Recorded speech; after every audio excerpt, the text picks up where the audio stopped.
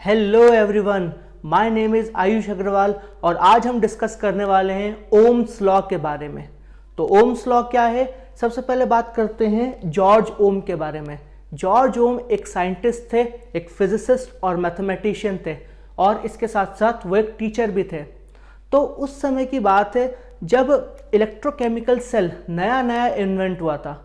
तो वो क्या करते थे, उस पर कुछ रिसर्च करते थे, अलग अलग एक्सपेरिमेंट करते थे। इलेक्ट्रोकेमिकल सेल क्या होता है? एक ऐसा सेल जो कि केमिकल एनर्जी से इलेक्ट्रिसिटी जनरेट करता है, या आप ऐसा बोल सकते हो कि केमिकल एनर्जी को इलेक्ट्रिकल एनर्जी में कन्वर्ट करता है। तो ओम्स लॉ बेसिकली है क्या? करंट और पोटेंशियल डिफरेंस के बीच में रिलेशन है। अच्छा, ये जो रिलेशनशिप है इसकी कुछ कंडीशन होती है। जिस सिस्टम में, जिस रूम में, लैब में आप ये एक्सपेरिमेंट कर रहे हो और करंट और पोटेंशियल डिफरेंस के बीच में रिलेशनशिप फाइंड आउट कर रहे हो, उसका टेम्परेचर, उसका प्रेशर और तमाम एक्सटर्नल कंडीशंस उस दौरान चेंज नहीं होना चाहिए, जैसे थे पूरे एक्सपेरिमेंट के दौरान कांस्टेंट होना चाहिए। अच्छा, तो ये पोटेंशियल और करंट के बीच में रिलेशनशिप है क्या? ये फाइंड आउट करने से पहले हम रिवाइज कर लेते हैं क्विकली कि करंट और पोटेंशियल डिफरेंस होते क्या हैं। पहले तो अपने को ये समझ में आना चाहिए कि ये है क्या।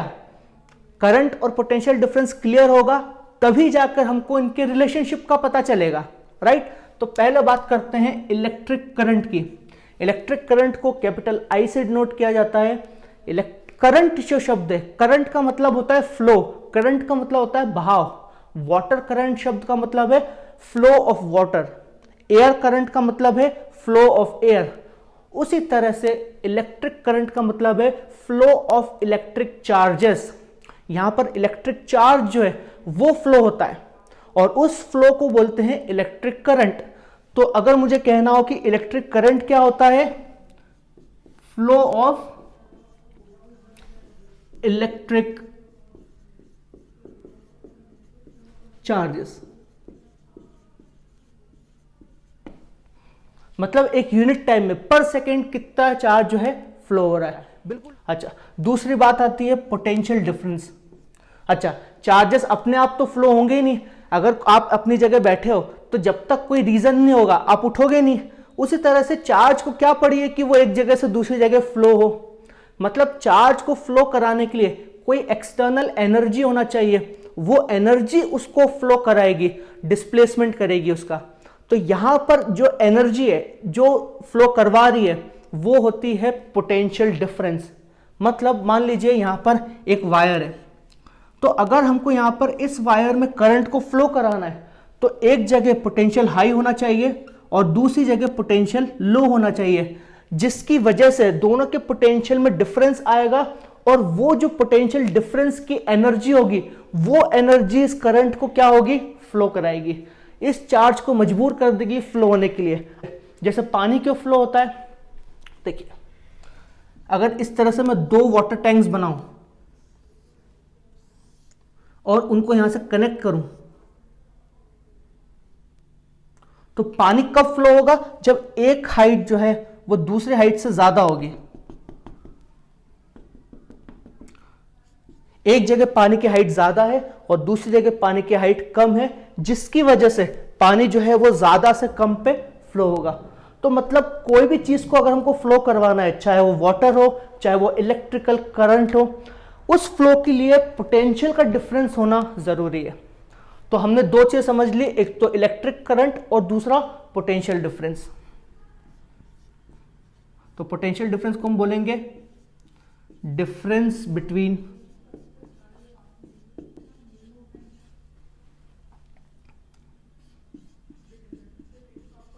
और इस ओम्स लॉ को समझने के दो तरीके हो सकते हैं, दो वर्जन हो सकते हैं। तो एक वर्जन तो है जो कि बहुत ही फेमस है, अधिकतर बुक्स में होता है, और दूसरा वर्जन जो कम जगह देखने को मिलता है लेकिन अंडरस्टैंडिंग के लिए इंपॉर्टेंट है। तो हम नंबर 1 वर्जन देख रहे हैं ओम्स लॉ का। अच्छा, ये जो हमने वायर का एग्जांपल लिया इसी पर कॉन्सेंट्रेट करते हैं थोड़ा। हमने ये बात की कि जो पोटेंशियल डिफरेंस है यही रिस्पॉन्सिबल है इस इलेक्ट्रिक करंट के फ्लो होने के लिए। तो जाहिर सी बात है जितना पोटेंशियल डिफरेंस ज्यादा होगा उतना ज्यादा करंट फ्लो होगा। मतलब यहाँ पर पानी वाले एग्जांपल की बात करें तो वाटर में हाइट का डिफरेंस जितना ज्यादा होगा उतना पानी फ्लो होगा। तो यहां से अपन एक बात समझ सकते हैं कि इस इलेक्ट्रिक वायर में जो इलेक्ट्रिक करंट फ्लो हो रहा है वो किस पे डिपेंड कर रहा है, वो पोटेंशियल डिफरेंस पे डिपेंड कर रहा है। जितना पोटेंशियल डिफरेंस ज्यादा उतनी एनर्जी ज्यादा और उतना इलेक्ट्रिक करंट ज्यादा, मतलब जितना पोटेंशियल डिफरेंस ज्यादा होगा उतनी तेजी से वो इलेक्ट्रिक चार्जेस को फ्लो करा पाएगा। तो यहां से हम समझ सकते हैं कि जो इलेक्ट्रिक करंट फ्लो हो रहा है वायर में वो डायरेक्टली प्रोपोर्शनल है दोनों पॉइंट्स के पोटेंशियल डिफरेंस के। I is directly proportional to V। हमें क्या करना है, इस प्रोपोर्शनैलिटी के साइन को हटाना है और इनके बीच में एग्जैक्ट रिलेशन जो है इक्वेशन के फॉर्म में फाइंड आउट करना है। तो प्रोपोर्शनैलिटी का साइन कैसे हटाएंगे, इसके लिए एक छोटा सा एग्जांपल हम एग्जांपल लेते हैं सर्कमफेरेंस ऑफ अ सर्कल का। तो जो सर्कमफेरेंस होता है सर्कल का, क्या मैं ऐसा बोल सकता हूं, डायरेक्टली प्रोपोर्शनल होता है रेडियस के। जैसे एक सर्कल है मेरे पास, इसका जितना बड़ा रेडियस मैं लूंगा उसकी सर्कमफेरेंस भी उतनी ही ज्यादा होगी, क्योंकि ये रेडियस ही तो सर्कल को ड्रॉ कर रहा है। तो मतलब जो सर्कमफेरेंस है सर्कल का वो डायरेक्टली प्रोपोर्शनल है रेडियस के। लेकिन अगर मुझे सर्कमफेरेंस की एग्जैक्ट वैल्यू फाइंड आउट करना है तो आप सभी को पता है फॉर्मूला, इस रेडियस में अगर मैं 2 पाई का मल्टीप्लीकेशन कर दूं तो वो किसके बराबर आ जाता है, सर्कमफेरेंस के बराबर आ जाता है। इसलिए यहां से हमें एक इंपॉर्टेंट कंक्लूजन मिलता है, अगर मैं रेडियस में किसी कांस्टेंट का मल्टीप्लाई कर दूं तो मुझे सर्कमफेरेंस की एग्जैक्ट वैल्यू मिल जाएगी। तो मैंने किया क्या, डायरेक्टली प्रोपोर्शनल के साइन को हटा के एक कांस्टेंट लिखा। इस तरह से जहां भी आपको डायरेक्टली प्रोपोर्शनल का साइन दिखे आप एक कांस्टेंट की वैल्यू को मल्टीप्लाई करके प्रोपोर्शनैलिटी की जगह इक्वल टू का साइन लिख सकते हैं और डिपेंडेंसी से एक इक्वेशन बना सकते हैं। इसको बोलते हैं प्रोपोर्शनैलिटी को हटाना और कांस्टेंट को लगाना। अधिकतर जगहों पर ये ठीक से एक्सप्लेन नहीं किया हुआ है कि प्रोपोर्शनैलिटी के साइन को हटा के कांस्टेंट क्यों लगाते हैं। क्यों, क्योंकि उसकी वैल्यू जो है हमको यहां पर उसकी वैल्यू चाहिए, तो 2 पाई का मल्टीप्लाई कर दिया तो प्रोपोर्शनैलिटी का हटके एग्जैक्ट वैल्यू आ गई। तो यही चीज हम यहां भी करेंगे, I is directly proportional to V। यहां पर भी हम प्रोपोर्शनैलिटी के साइन को हटाएंगे और उसकी जगह पे कांस्टेंट लगाएंगे। तो स्मॉल k क्या है, स्मॉल k है कांस्टेंट ऑफ प्रोपोर्शनैलिटी। जब भी प्रोपोर्शनैलिटी का साइन हटेगा एक कांस्टेंट लगेगा। लेकिन यहां पर कांस्टेंट कैसा होना चाहिए, यहां पर कांस्टेंट कुछ इस तरह से होना चाहिए कि अगर वो कांस्टेंट की वैल्यू ज्यादा हो तो करंट की वैल्यू भी ज्यादा हो, और उस कांस्टेंट की वैल्यू कम हो तो करंट की वैल्यू भी कम हो। यह होता है कंडक्टेंस। कंडक्टेंस क्या है, आपने सुना होगा कंडक्टर कौन से बॉडीज होती हैं जो कि करंट को आसानी से फ्लो होने देती है। तो कंडक्टेंस ज्यादा तो आसानी से करंट को फ्लो होने देंगे तो करंट भी उस केस में ज्यादा होगा। तो ये के जो है वो कंडक्टेंस होना चाहिए, कंडक्टेंस ज्यादा तो इलेक्ट्रिक करंट ज्यादा। इसलिए ये जो के है ये क्या होगा यहाँ पे, इस वायर का कंडक्टेंस। अच्छा, इसकी वैल्यू अगर मैं सब्स्टिट्यूट करूं तो I equal to G into V. यह आपको थोड़ा ओम्स लॉ जैसा अभी नहीं दिख रहा है, आगे दिखेगा। इस G को अगर मैं इधर डिवाइड कर दूं तो V is equal to I into 1 upon G. G था कंडक्टेंस, तो G का इनवर्स क्या हो जाएगा, उल्टा। इसको हम बोलते हैं रेजिस्टेंस। G एक ऐसी प्रॉपर्टी है जिससे कोई भी बॉडी करंट को आसानी से फ्लो होने देगी। तो G का उल्टा 1 अपॉन जी क्या हो जाएगा, वो एक ऐसी प्रॉपर्टी हो जाएगी बॉडी की जो करंट को अपोज करेगी, फ्लो नहीं होने देगी। तो इस प्रॉपर्टी को बोलते हैं रेजिस्टेंस। तो हमने ओम्स लॉ को डिराइव कर लिया है। अच्छा, इसका अगर एक प्रैक्टिकल एग्जांपल हो तो क्या हो, इसका प्रैक्टिकल एग्जांपल हो सकता है डिस्चार्जिंग ऑफ अ सेल। मैंने आपको शुरू में बताया था कि ये जो इंस्पिरेशन थी ओम्स लॉ के पीछे वो इलेक्ट्रोकेमिकल सेल था, ठीक है। तो उस इलेक्ट्रोकेमिकल सेल को अगर हम डिस्चार्ज करेंगे तो क्या होगा, उसमें करंट फ्लो होगा। कितना करंट फ्लो होगा, जितना पोटेंशियल डिफरेंस है। तो इसका प्रैक्टिकल एग्जांपल हो सकता है डिस्चार्जिंग ऑफ अ सेल। तो ये हो गया वर्जन नंबर 1। ओम्स लॉ का एक और वर्जन पॉसिबल है, चार्जिंग ऑफ अ सेल। तो अब हम उसे देखेंगे। तो चलिए बात करते हैं इसके वर्जन नंबर 2 की। दोनों सेम ही है, दोनों को समझने का तरीका अलग अलग है और आपको इंट्यूटिव लर्निंग देने के लिए मैं दोनों वर्जन आपको बता रहा हूं, दोनों पॉइंट ऑफ व्यू बता रहा हूं। एग्जाम में तो आपको कोई एक ही लिखना है, लेकिन समझने के लिए चलिए। तो वर्जन नंबर 2 में हम बात करेंगे चार्जिंग ऑफ अ सेल।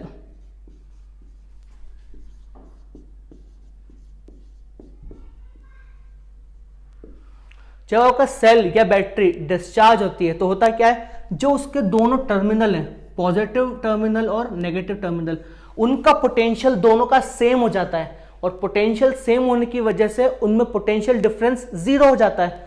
तो ये जो पॉजिटिव टर्मिनल है और नेगेटिव टर्मिनल है सेल का, दोनों सेम पोटेंशियल पर है, जिसके कारण करंट फ्लो नहीं हो रहा है, और करंट फ्लो नहीं हो रहा है तो आपको उसको चार्जिंग पर लगाना पड़ेगा। तो चार्जिंग पर लगाओगे तो क्या होता है, एक चार्जर आप कनेक्ट करते हो तो एक्सटर्नली आप इलेक्ट्रिक करंट देते हो। तो एक्सटर्नली एक एक्सटर्नल सोर्स से आप जब इलेक्ट्रिक करंट इसे देते हो तब इसमें पोटेंशियल डिफरेंस डेवलप हो जाता है। तो आप कर क्या रहे हो, इलेक्ट्रिक करंट को पास कर रहे हो और उसकी वजह से पोटेंशियल डिफरेंस डेवलप हो रहा है। तो यहां पर मामला उल्टा हो गया। यहां पर जो सेकेंड वर्जन है इसमें पोटेंशियल डिफरेंस डायरेक्टली प्रोपोर्शनल हो जाएगा करंट के। हमारा जो वर्जन नंबर 1 था उसमें पोटेंशियल डिफरेंस की वजह से करंट फ्लो हो रहा था, तो I is directly proportional to V हुआ करता था। लेकिन यहां पर क्या हो रहा है, चार्जिंग करने से, करंट बाहर से फ्लो करने की वजह से बैटरी में या सेल में पोटेंशियल डिफरेंस डेवलप हो रहा है। तो यहां पर V is directly proportional to I आएगा। इस प्रोपोर्शनैलिटी साइन को मुझे हटा के यहां पर एक कांस्टेंट लगाना है। तो वो जो कांस्टेंट है, यहां पर एक प्रोपोर्शनैलिटी कांस्टेंट आएगा।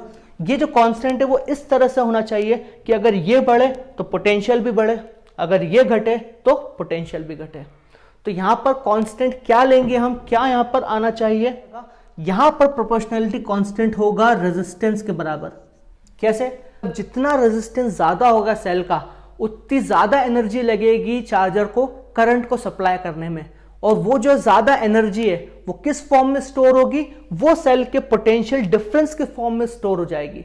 मतलब मैं ये कह सकता हूं कि यहां पर जो प्रोपोर्शनैलिटी कांस्टेंट है वो एक्चुअली में रेजिस्टेंस है। तो इस इक्वेशन को हम क्या लिख सकते हैं, V equal to I R. इस K की जगह पे रेजिस्टेंस को हमने सब्स्टिट्यूट कर दिया। तो यहां पर क्या है, V equal to I R, वही सेम रिजल्ट जो कि फर्स्ट केस में आया था। दोनों ही ओम्स लॉ है, दोनों का मतलब बिल्कुल सेम है, दोनों के पॉइंट ऑफ व्यू अलग अलग है, दोनों को समझने का तरीका अलग है। तो सेम इक्वेशन आ रही है लेकिन इसकी थ्योरी जो है वो कुछ इस तरह की है। तो यहां पर दोनों पॉइंट ऑफ व्यू हमने डिस्कस कर लिए हैं। तो अब फाइनली बात कर लेते हैं यूनिट के बारे में। ठीक है, इस रेजिस्टेंस की यूनिट क्या होगी, रेजिस्टेंस की यूनिट फाइंड आउट करने के लिए करंट को अगर हम यहां पर डिवाइड में भेजें तो यहां पर रेजिस्टेंस को मैं क्या लिख सकता हूं, रेजिस्टेंस को मैं लिख सकता हूं V अपॉन I। इस पोटेंशियल डिफरेंस की यूनिट क्या होती है, वोल्ट, और करंट की यूनिट क्या होती है, ऐसा यूनिट एम्पियर। तो यहां से मैं रेजिस्टेंस की यूनिट क्या लिख सकता हूं,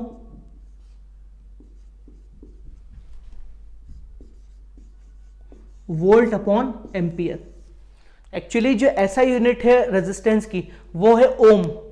जो साइंटिस्ट थे जॉर्ज ओम, उनके सम्मान में ये जो यूनिट है रेजिस्टेंस की ये होती है ओम। और 1 ओम किसके बराबर हुआ, ओम को जो है इस साइन से रिप्रेजेंट करते हैं। तो हमने यहां पे क्या लिखा है, रेजिस्टेंस किसके बराबर है, वोल्ट अपॉन एम्पियर के। तो यहां से मैं कह सकता हूं कि 1 ओम का जो रेजिस्टेंस है वो किसके बराबर है, 1 वोल्ट अपॉन एम्पियर के बराबर है। तो यहां पर हमने पूरा डिस्कशन कर लिया है ओम्स लॉ का। Thank you.